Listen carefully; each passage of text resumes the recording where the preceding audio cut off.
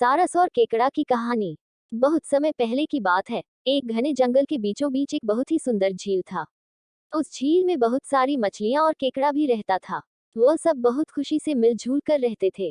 लेकिन हर रोज उस झील के किनारे एक सारस आकर मछलियां पकड़कर अपना पेट पूजा करता था। जब भी सारस झील किनारे आ पहुंचता तब सारे मछलियों के बीच भागा दौड़ी शुरू हो जाता था।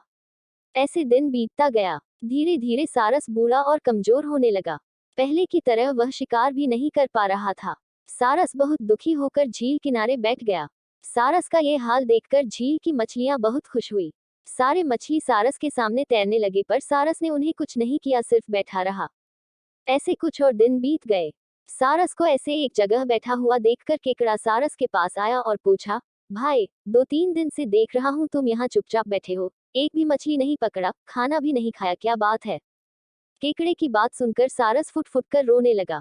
सारस ने कहा, क्या बताएं दोस्त, मैं बहुत ही दुखी हूँ।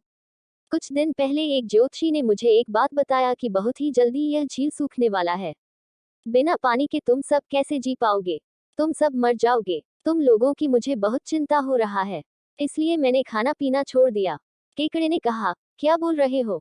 ये तो बहुत गंभीर और चिंता की बात है, मुझे सबको बताना होगा।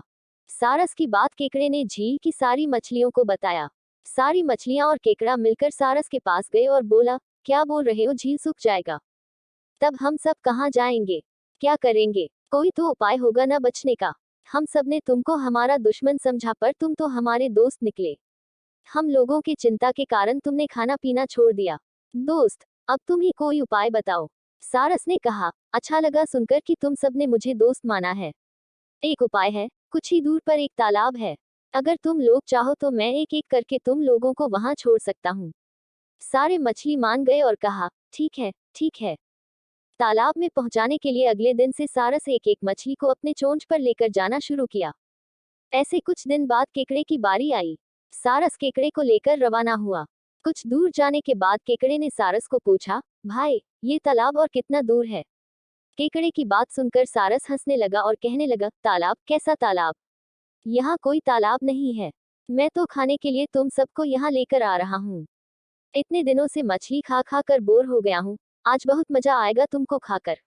आसपास देखो, तुम्हारे सारे दोस्त की हड्डियां। अब तुम्हारी बारी है। ये बोलकर सारस एक बड़े से पत्थर पर आकर आ बैठा। सारस की बात सुनकर केकड़ा बहुत गुस्सा हो गया और अपने आप को बचाने के लिए अपने दोनों हाथों से सारस का गला दबा दिया और कुछ देर बाद सारस मर गया।